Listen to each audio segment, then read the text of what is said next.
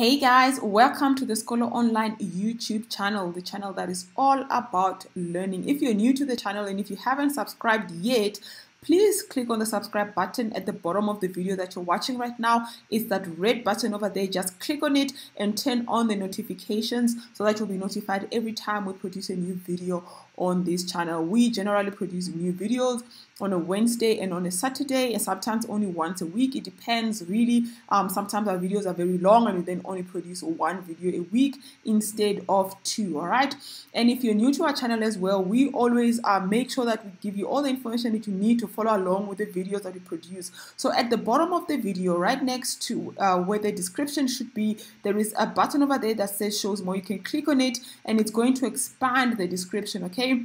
So if we discuss about, a link or, something that I say to you, I'm going to link it in the description below. You're going to find that link over there. All right. And for every video that we make as well, we have timestamps to help you navigate through our content a little bit better. As you can see, a lot of our videos are very, very long because we explain all of our concepts in great detail. Okay. So instead of watching the entire 3-hour video, you can just read through the timestamp and figure out which part of the video you want to see. Of course, you're welcome to watch the entire video, but if, for example, you're coming back and you wanted to remind yourself of something, you can use the timestamp. Okay. The way that timestamps work is if, for example, you want to, figure out, oh, this is how I want to do a tweet with an image, just click on the timestamp over there and it's going to fast forward and take you to that section that is talking about that. Okay. So this helps you navigate through the videos that we're making. Okay. You don't have to watch the entire video. Okay.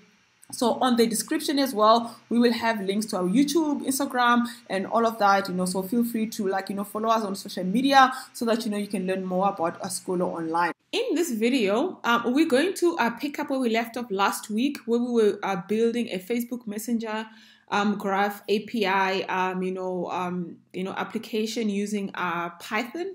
And what I showed you last week is how to access the Facebook Messenger Graph API, how to create an account with a Facebook developer, how to get your Messenger, and for your Facebook page to get your what they call access tokens so that you can be able to access the API. I showed you exactly how to be able to build an application, and so that if somebody sends you a message on your Messenger page, you can respond using the the API programmatically. Okay, so the API would be able to automatically respond to people on your Facebook Messenger. All right, but that is not very useful if you actually have to read somebody's message so that you can respond and hear what they're saying. Okay, what is even more useful and what is really powerful and where Python comes in is that you can build a chatbot so that when somebody sends you a message, you can respond to them automatically based on the responses that's coming out of your chatbot. Okay, so we're going to be doing really exciting stuff in this video today. So guys, watch until the end,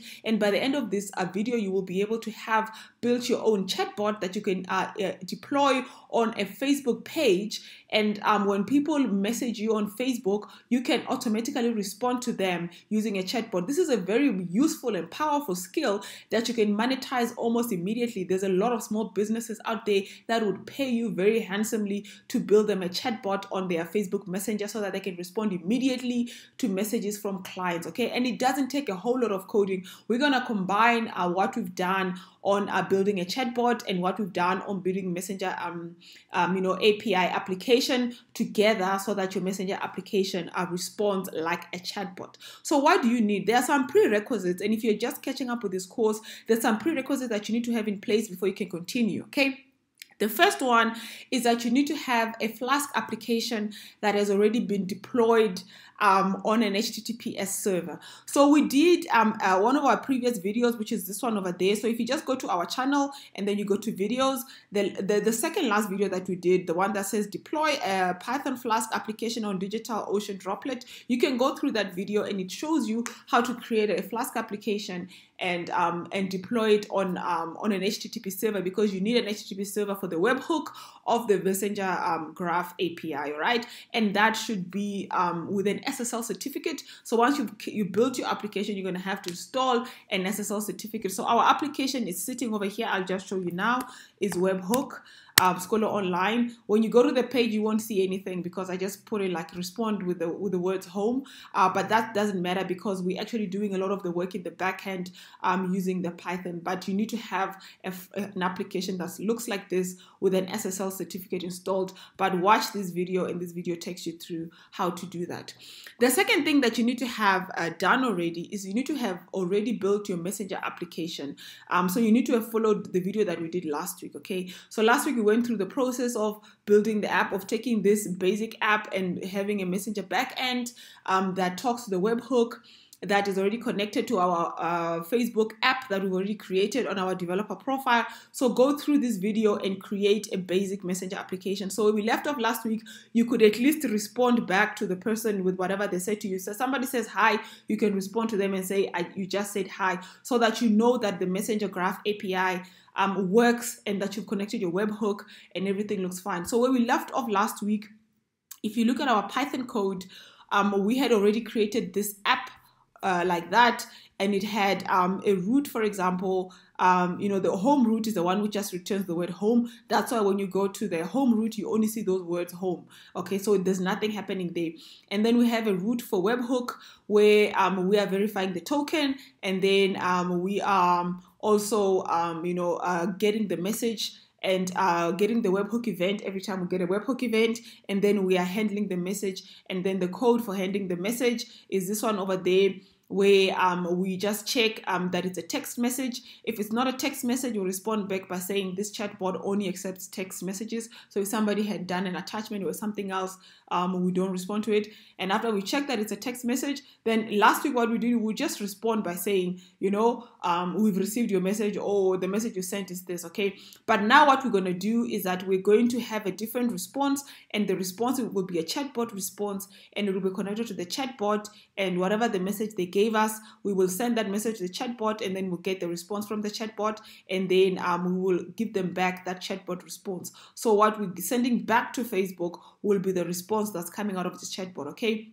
So this is what, to get to this point, all right, there's a couple of things. Of course, you have to actually build the chatbot itself. So this chatbot called Chatty we're importing it at the top over there, and I'm going to take you through the code of building this chatbot in today's lecture. Okay, are you excited? So let's get straight to it. Okay, so if you've done our chatbot course already, I won't go in a whole lot of detail in the chatbot code. If you want to understand a lot of the details, please go through that video over here where we built the chatbot, because I think I explained it in a little bit more detail. It's close to an hour long. It's 58 minutes long video that's taking you through building a deep learning chatbot. Okay, so it's a chatbot that's using machine learning, but a deep learning, so it has like multiple layers of neural connections. So it's a very intelligent chatbot. It can even read through, even words that people didn't say. It can sort of use sentiment and understand what the people are saying and give them a response. So it's a very powerful chatbot. Go through the code for that. I won't go through it in detail in here. I will just spend a lot more time going through the intents, because I think that's the most important part of the chatbot, because that's the input that goes into the chatbot. Okay, if you understand mathematics and you understand modeling, from a high level, we have this saying junk in equals to junk out. Okay, so it doesn't matter how well your model is, what you feed the model and the data that you feed the model will have a bigger impact on how well that model works. Okay, and when it comes to chatbots, the data that we're feeding the model is the intents and your intents file. So you have to spend a whole lot more time working on your intents file, because your intents file is the one that's telling the chatbot how to respond. Okay, so let's go through our intents file. Okay, and even when you are doing your chatbot, this is where the power is. Okay, everything else you do is 20% of the work, 90% of the work, to 80% of the work is your intents file. Okay, so what is your intents file? Your intents file is basically it's an array of intents, and within that array of intents, you have a tag, a pattern, and a response. Okay, the tag is sort of like the high level label for that group of intents, and then you have the pattern. The pattern is the potential questions or text or messages that you're going to get from the client. So it will be something like the client might say hi there, or they might say how are you, is anybody there, hey, hola, whatever. These are the types of words that the client would type in, all right? And that pattern would represent the tag of greeting. So if somebody's greeting you, we expect them to use this type of words when they're greeting you, okay? And then the responses would be, the different responses would give them. It's up to you whether you want to have multiple responses or you just want to have one. It depends. That's really how you want to build. It depends on how you want to build your chatbot. In our specific case, for greetings, goodbye, thanks, no answer, I've actually given a couple of responses, sort of to have the chatbot have a little bit of a flavor. All right, so I have a tag for greeting. Okay, I have a tag for goodbye, I have a tag for thank you, and if somebody doesn't say anything, I have a tag for the name. Okay, if somebody asks, what's your name, what, who are you, tell me about yourself, and whatever. If somebody sort of asks those questions, I've got, I can respond and say, my name is Karabo, the name of this chatbot is Karabo, we're going to continue with that same name, and that's how it will respond, okay? And then the options is that, if somebody asks, what do you do, what is the purpose of your chatbot, then you can tell them, I can give you more information on the courses that we have available on Skolo. So anytime somebody will ask that question, this will be a response, and that will be under the tag options, okay? Then for this specific tag chatbot, I didn't spend a lot of time, but if you have time, go into details around a lot more tags and patterns and responses, okay? So I just want to tell people about the courses that I have available on Skolo. So somebody might ask, what is a Django? Then I will tell them, I can direct you to our Python Django course, and then I will give them a link so they can go and look at the Django course. Somebody asks, tell me more about e-commerce, I will direct you to the e-commerce course. If they tell me something about, so it's up to you how you want the kind of responses you want. And this is where you would sit with your client and go through the kind of questions, your client would get asked, and if you have a bit of experience having answering questions manually, you would know, okay? If you've been answering questions manually, people ask things like, where are you located? Where can I find you? What's your trading hours? How much is Polygel? How much is this and that? So if you know those kind of questions clients ask, that you normally answer manually, you would come here and classify those questions into tags. So you could have a tag of location, for example, where you're going to answer. People would ask you, where are you located? Where can I find you? So you would have those as patterns, and then you would give the response as, our address is number 9 or number 11 Rivonia Road in Santon, okay? Then somebody might ask, what's your opening hours? What time do you open? What time do you close? So those are the different questions they would ask around opening hours of your business. So you could have it under a tag of hours, and then you would say the response is, on a Monday to Friday, we open at 6 o'clock, we close at whatever, we open at this and that, our working hours are 6 hours a day. You understand? So this is the kind of information you would put in your intent file. So it depends on your business, and it depends on the type of questions you would expect on your chatbot. And this is where you can talk to your client. If you're doing this for a client, what type of questions do they normally get? And then you're going to classify them into tags and patterns and responses, okay? So once you're done with your intent file, then we're going to go into the chatbot file, okay? Without spending too much time on this chatbot file, really what the chatbot file is doing, it's building the model, okay? It is creating the model from using the intents as a training data. So it's training the model using the intents that you've given it, and then it saves the model, okay? So you go through this whole code, and at the end, you're going to create a model called H5, okay? So I've already run this code to create this model. This code is available on our GitHub page, okay? So if you go to, where's our GitHub page? Let me just have a look over there. It's not over here. It's not there. It is. So if you go to my repositories, but I will link this also in the description below, you will see there is a Python deep learning chatbot. So the code for the chatbot is pretty much already here because we did this in the previous video. All right, you can copy this code and install all the things that it requires. And but I will because I've repurposed this code now, I'm going to install a new repository that I will link in the description for this video, because there's a bit of modifications you have to do for on this code that's here, because the code that we built over there was working off a Flask application that was not deployed, and it worked fine. But once you deploy the application, you have to modify the code a little bit. So through testing, I changed the code a little bit, but you'll see what it looks like. However, the chatbot file itself, this file didn't change at all. It's exactly the same. So all you do is that you're going to run through this file and you're going to create your chatbot. It's going to create a new file that is called chatbot model.h5. So go through that video for when we're building this. But you will see this is where I'm running my files, and there is this file called chatbot model h5. Okay, so if you do ls-l, if you want to list it in a line, you'll see these are all the files I've got. So I created that chatbot.py file. This is this file, all right, and then you run this file after having saved your intents and everything. And then you'll have that model file over there. Okay, so you must run this separately on its own and create this model file. Okay, once you've created the model, this is now the real where the magic happens. Okay, so this is where the file has changed a little bit to what we had before. Okay, so the last time we built our chatbot, we didn't have it in a class like this. We had it in a file called processor like that. Okay, so we just sort of wrote the functions like that, and there were just different functions in a file because we wanted to not write them in the same file that we're running. But the problem with this was that the model got loaded off the Flask application. Okay, and then it was a bit of an issue when the Flask application was now being run on Jinx server, that it wouldn't find the model and it was hanging for a long time.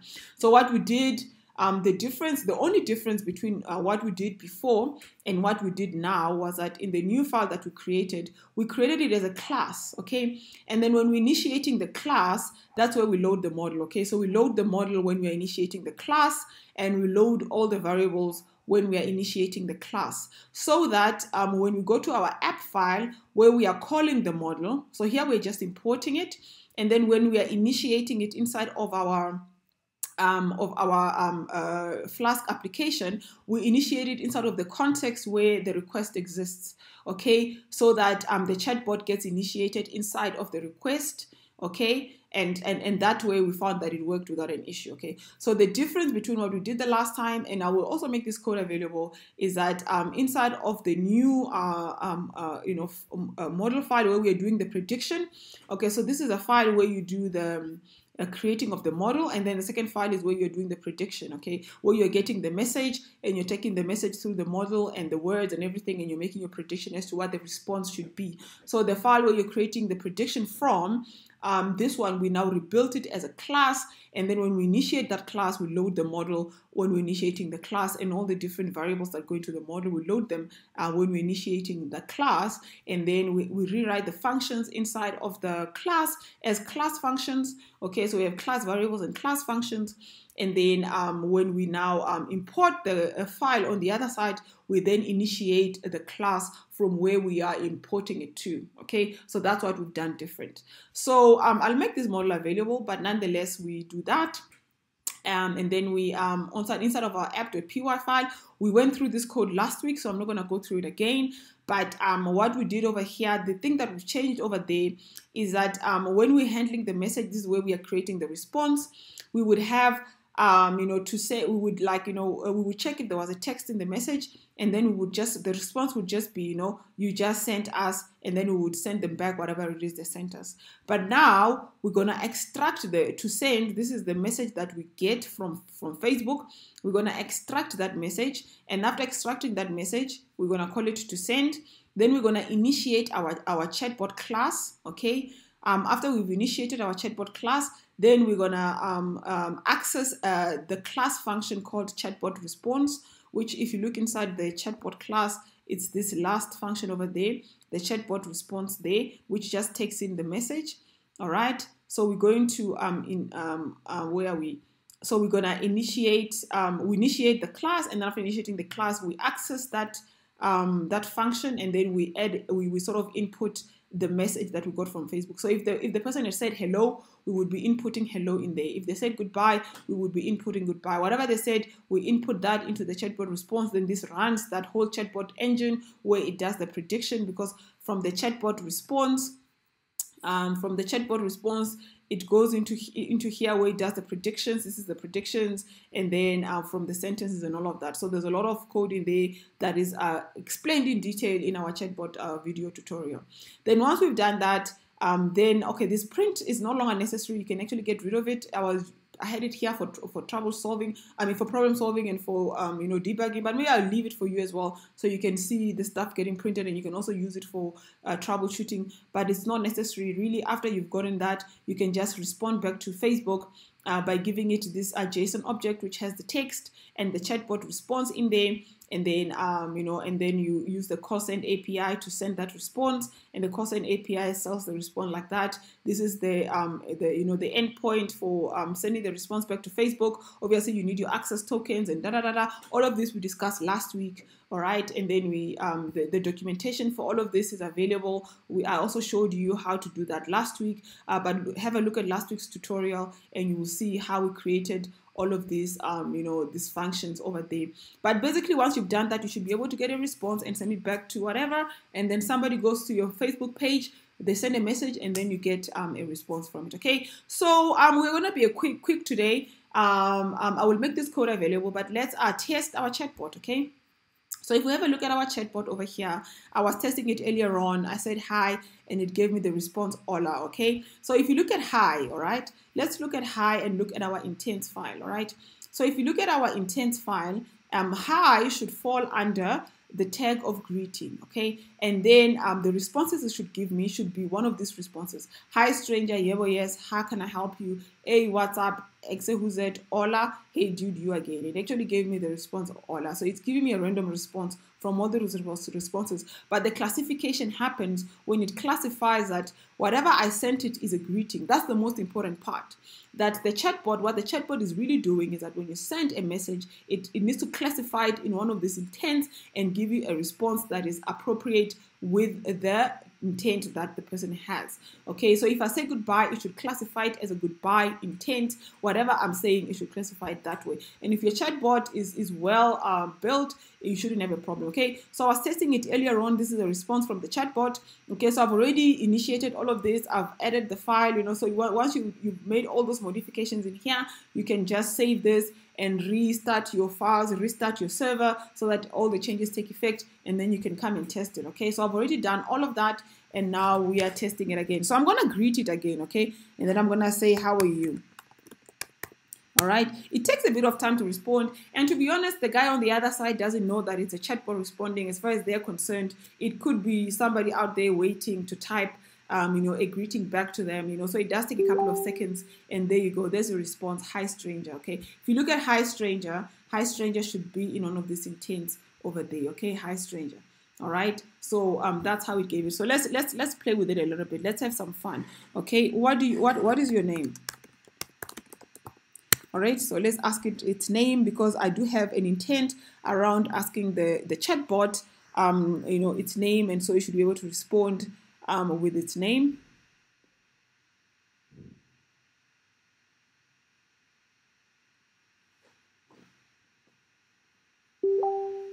Okay, it takes a bit of time, but it's not a problem because, like I said, your client on this side will not be expecting an immediate response as long as you have some sort of response. Okay, so let me ask it. Tell me, okay, how can I build a website on Django?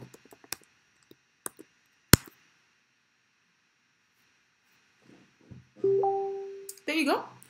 I can direct you to our Python Django course here, and then the person can click on it. Let's say I'm clicking on it and open it on a new tab, and then I can learn about Python Django. Here's our Skolo Online course on building a Python Django application. So this chatbot is really powerful. If you can get your intents right, you can almost eliminate the need to have to be on Messenger responding to messages all the time. Okay, but the only problem and limitation of the chatbot obviously is always that if somebody asks a question that's not inside of your intent, the chatbot never knows what to do, and it becomes problematic. Okay, so how can I build a website on Django? Do you see how I specifically type these words? How can I build a website on Django? Let's go into our intent, okay, and look at the Django intent. What is Django? I would like to learn more about Django. How to build a website, how you build a website Django. The specific words I typed in, they don't exist in the specific order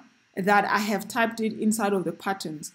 But because the deep learning model, okay, the way the person asks the question, it doesn't have to be the exact words that you have inside of your pattern. It doesn't have to be specifically exactly. That is the power of deep learning.